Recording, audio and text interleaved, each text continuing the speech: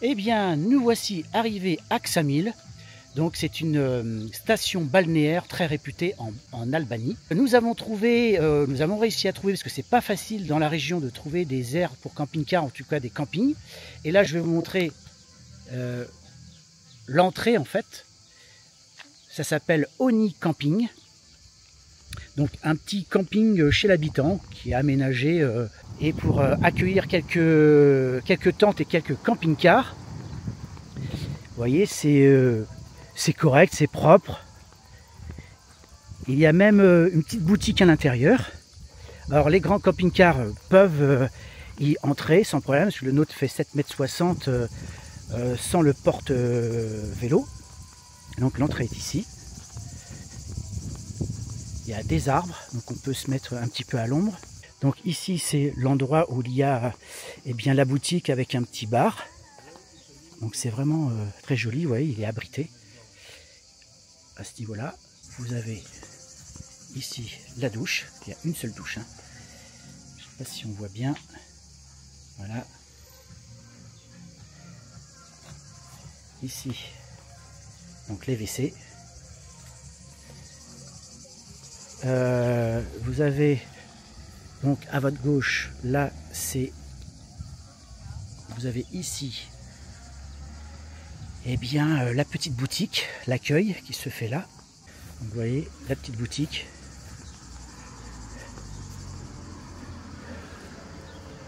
Ouais, vous pouvez faire le plein de boissons. Si vous voulez faire les apéritifs, il n'y a pas de problème. Avec une petite boutique à l'intérieur. C'est vraiment sympa. Alors, ce qu'il faut savoir, c'est qu'il y a des hôtels parfois qui vous proposent aussi un stationnement pour camping-car, mais il n'y a pas grand-chose. C'est en plein soleil et c'est très très cher. Alors le tarif, c'est 23 € électricité incluse, que c'est 3 € l'électricité. Donc vous pouvez faire le plein d'eau. Pour les vidanges, eh bien, il faut utiliser les toilettes. Donc, si vous faites les vidanges des eaux noires et des eaux grises, eh bien, c'est avec un seau. C'est comme ça, il y a très peu, en fait, en Albanie, de camping ou d'aires qui peuvent accueillir les camping-cars avec les aires de service comme il existe en France ou en Europe ailleurs. Donc, il n'y a pas ces plateformes. Donc, il faut faire avec. On y arrive sans problème. Mais le lieu est vraiment bien situé. On est à 5 minutes à pied de la plage. Il y a une plage publique pas très loin. Et on doit être à un quart d'heure, 20 minutes à pied du centre de Ksamil, ce qui reste correct à pied. Donc on va visiter cette station qui est très réputée en Albanie. Ils appellent ça un petit peu le Saint-Tropez de la région. Donc il y a beaucoup d'animations, des discothèques. Enfin bon, c'est bien pour les très très jeunes. Nous, ce qui nous intéresse, c'est de pouvoir aller se baigner et profiter de l'Adriatique. C'est ce qu'on va faire aujourd'hui et demain. Et probablement que demain matin, on va aller visiter Buntrit. C'est un site archéologique qui est aussi très connu en Albanie. Donc on va probablement y aller demain matin. Je vous montrerai également tout ça en images. Allez, on se retrouve à plus tard.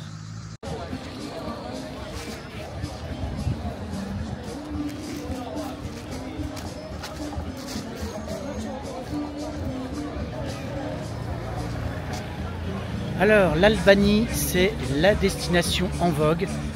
On en parle un peu partout sur les sites internet, sur les sites de voyage, sur YouTube, TikTok.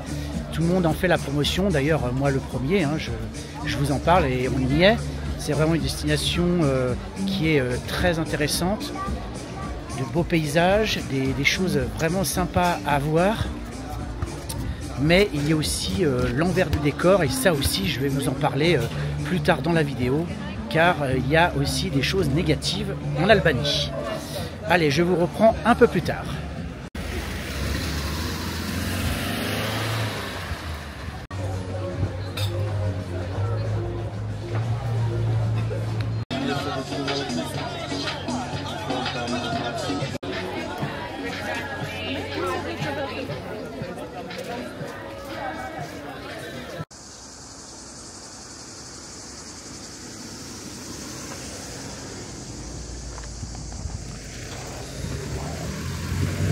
Vous voyez un peu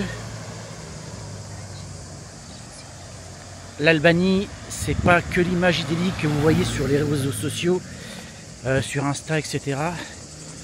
Malheureusement, l'Albanie est aussi une déchetterie à ciel ouvert où il n'y a aucune éducation faite auprès de la population pour faire attention aux déchets. Alors est-ce que c'est un problème pour gérer les déchets au niveau national? Parce que peut-être qu'ils n'ont pas forcément toutes les infrastructures, mais j'en doute parce que j'ai vu à quelques endroits qu'il y avait quand même des poubelles et des ramassages. Non, je pense qu'il y a un problème d'éducation au niveau de la population. Ils ne comprennent pas l'intérêt et l'importance de ces déchets qui vont se retrouver dans leur assiette ou dans leur eau. Et ça, c'est terrible pour l'image de l'Albanie. Je trouve ça fort dommage. Ça, c'est l'un des points négatifs qu'on peut voir en Albanie. Je vous parlerai un peu plus tard aussi de la conduite et des routes aussi dans ce pays. C'était juste pour vous montrer que voilà, il n'y a pas que l'image de carte postale, mais il y a aussi d'autres points qui ne sont pas très jolis. Et ça, il faut aussi le montrer.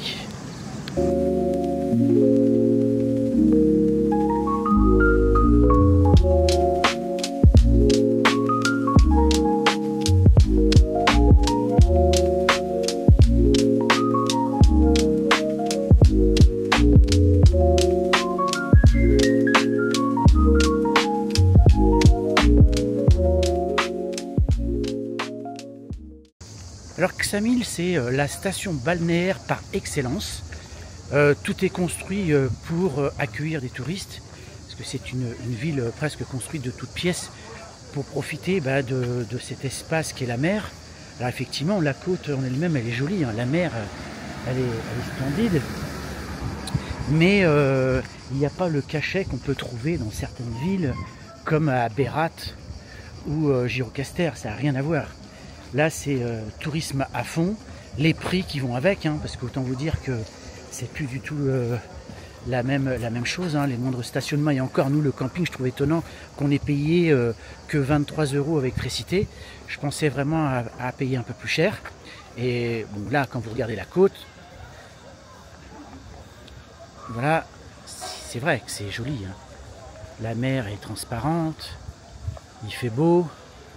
Mais sinon, regardez, la ville n'a pas de cachet en elle-même, hein. C'est pour ça que nous, on n'aime pas trop ces endroits-là.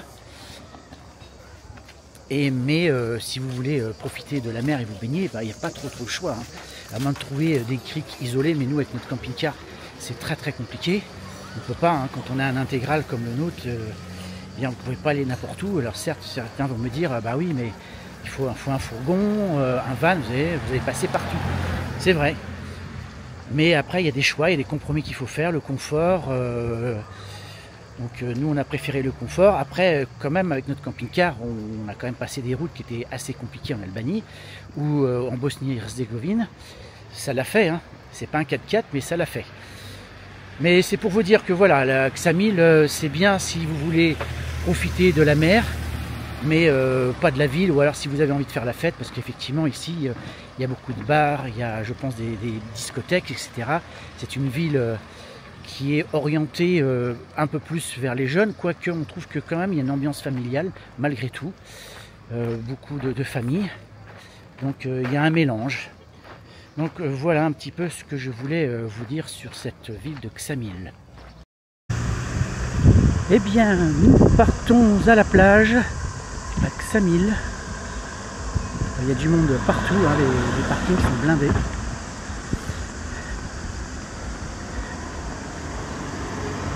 Alors, quand je vous dis que c'est blindé, c'est pas une illusion d'optique, hein.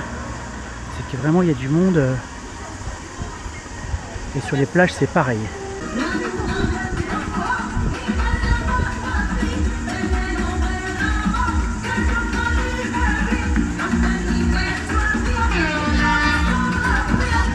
Voilà, si vous aimez les plages tranquilles, et ben là c'est foutu, c'est pas possible.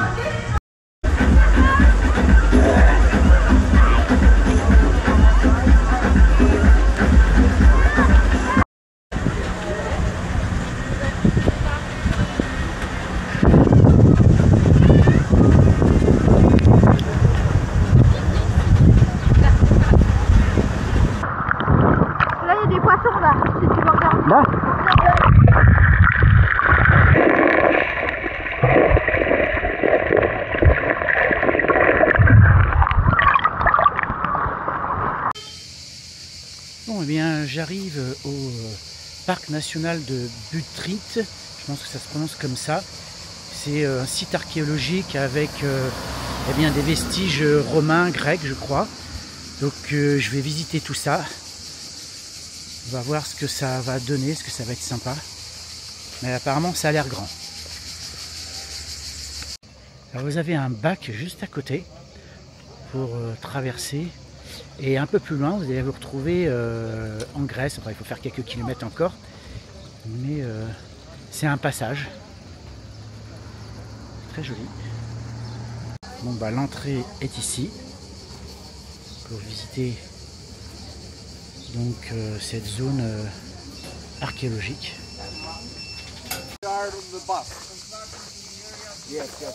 Alors, contrairement à ce qui est dit, on peut payer avec la carte bancaire. Hein, parce que j'ai vu que c'était que du cash maintenant. Donc ici on est à la tour vénitienne, construite au 15e siècle et 16e siècle. Alors, temple du 4e siècle avant Jésus-Christ, qui est dédié au dieu Asclépios, un dieu que je ne connais pas,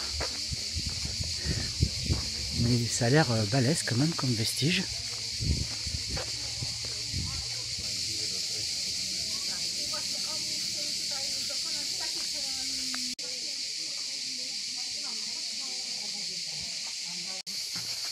Alors ici c'est le forum, l'Agora, le centre civique et commercial de la ville. Ça va se passer là. Heureusement que la visite se passe en partie sous les arbres, parce que ici c'est de la forêt partout. Et là il fait bon sous les arbres, mais dès que vous vous retrouvez au soleil, mon Dieu, qu'est-ce que ça cogne. Et pourtant il est 10h15. Alors ici c'est apparemment le gymnasium, qui peut être un sanctuaire païen qui a été transformé en église. Alors ça reste quand même beaucoup de ruines, hein. Il n'y a pas des choses qui sont restées totalement en état. C'est un petit peu dommage. Maison privée romaine qui ont été transformées au 5e siècle en un bâtiment avec une salle à manger triangulaire. Mais alors il faut vraiment avoir l'esprit bien ouvert pour imaginer tout ça. Parce que là franchement, il n'y a plus grand chose. Alors là, c'est le 8e point, c'est un baptistère du début du 6e siècle avec un sol décoré de mosaïques. Je ne vois pas où est le sol décoré de mosaïques parce qu'on ne voit plus rien. Alors là, c'est une fontaine du 2e siècle après Jésus-Christ qui est dédiée aux nymphes. Et derrière, c'est la grande basilique, un bâtiment de culte de la première période chrétienne qui a été construite au 6e siècle après Jésus-Christ. Là, c'est un grand bâtiment.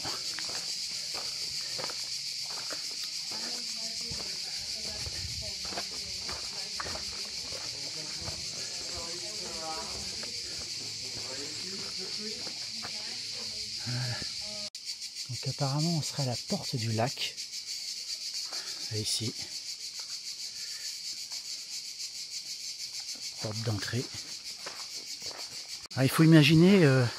et avoir beaucoup d'imagination, qu'à l'intérieur de ces murs, il y avait une très grande cité avec une population assez importante. Mais comme tout est en ruine, c'est difficile de voir un peu ce qui pouvait se passer. Sur le problème, hein.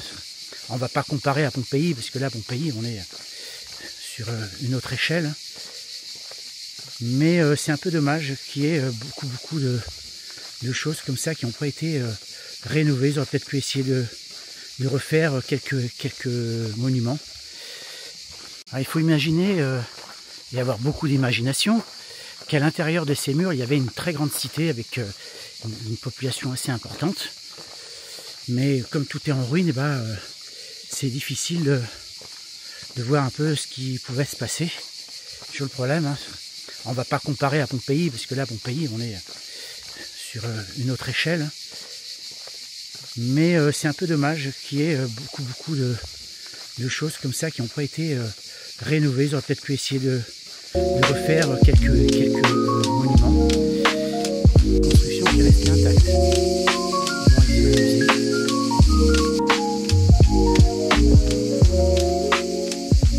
Voilà, petit briefing sur cette visite de Butrit.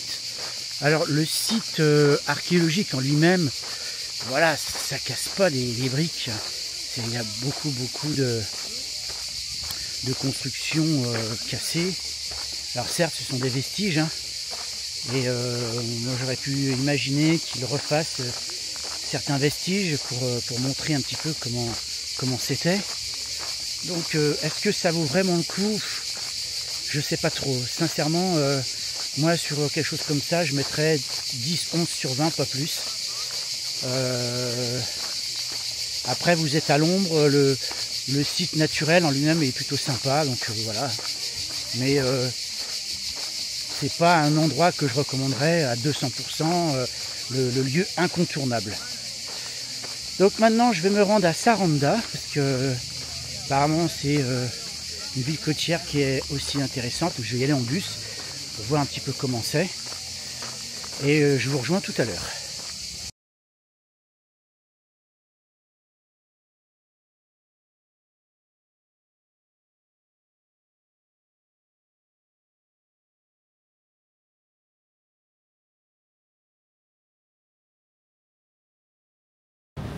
Eh bien, nous voici arrivés à Saranda. Et alors là, on est sur une grande ville, hein, rien à voir avec Ksamil. Mais ça reste encore une ville très touristique. Beaucoup de monde. Il y avait quand même quelques plages libres, contrairement à Ksamil. On a très peu accès au public sans payer un parasol et donc ça c'est bien parce que Ksamil c'est vraiment embêtant, donc on a réussi quand même à aller se baigner, mais ça c'est la galère sur la côte par ici. Voilà, si vous n'aimez pas le béton, et ben là vous êtes servi. C'est vraiment une ville artificielle, on va dire, hein.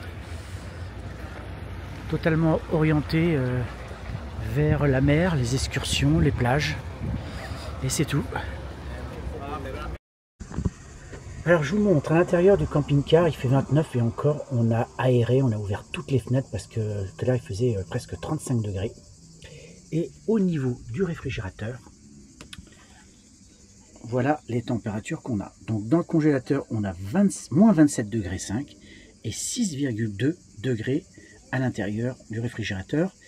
En sachant que j'ai mis le thermostat à 3, alors qu'il y a 6 ou 7 niveaux je crois de mémoire. Donc il n'est pas du tout à fond. Et eh bien, les résultats est très concluant. Alors tous ceux qui viennent me raconter et me dire que le réfrigérateur à compression est moins bien que le Trimix, vous me racontez n'importe quoi. À moins de ne pas dépasser les 25 degrés, là peut-être que ça doit fonctionner à peu près bien, mais moi j'ai eu de mémoire 5 ou 6 réfrigérateurs Trimix et aucun me donnait satisfaction, et j'ai eu que des neufs. À chaque fois, dès qu'on dépassait les 30 degrés, c'était une catastrophe. Au niveau de la partie congélation, on avait 1 degré et on avait 12-14 degrés dans la partie réfrigérateur. Alors que j'avais installé des ventilos, j'avais fait tout le nécessaire. Eh bien, c'est pas le cas. On est monté, je vous dis, à 35 degrés à l'extérieur du camping-car, à l'ombre. Donc, et là, ça fonctionne à merveille. Donc, on a des boissons fraîches, vraiment, les boissons frappées. Le congélateur, j'ai pu mettre de la glace était dure comme du béton. Donc, il n'y a pas photo. Le réfrigérateur à compression, il n'y a rien de mieux en camping-car. Et là, la preuve par l'image. C'était juste une petite aparté concernant les réfrigérateurs dans les camping-cars quand on part en vacances l'été. Eh bien, nous sommes arrivés à Imare, une petite ville côtière, balnéaire. Il fait encore très chaud. On a réussi à trouver un camping. Et là, on peut vraiment dire camping, hein, ça ressemble à ça, enfin. C'est, je crois, le premier qu'on trouve comme ça. Et je vous montre un petit peu l'endroit. Alors, c'est plein de restaurants, de bars, cocktails. Je vais vous montrer vite fait la plage. Vas-y, continue, j'arrive.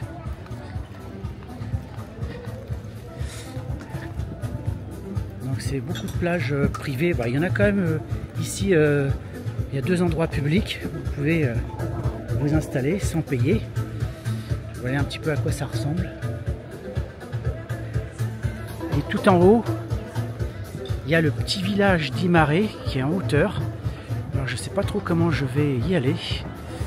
Je sais pas s'il y a des bus. Parce que ça fait une tirée quoi. Enfin, voilà un petit peu rapidement le lieu que je voulais vous montrer. C'est vraiment encore un endroit pour profiter de la plage. Et uniquement cela. Et je vais ensuite vous montrer eh bien, le camping et vous donner un petit peu le tarif.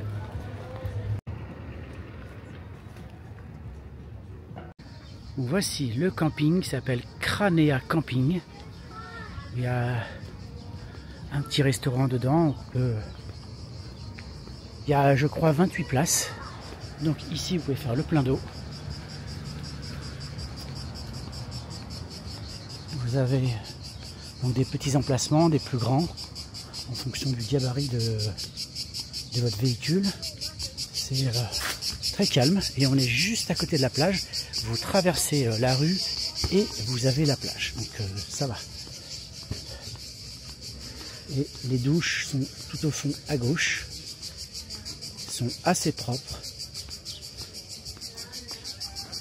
C'est par là. Et vous avez là à gauche l'endroit pour faire la vaisselle et vider la cassette des WC. Et là-bas vous avez les toilettes et les douches.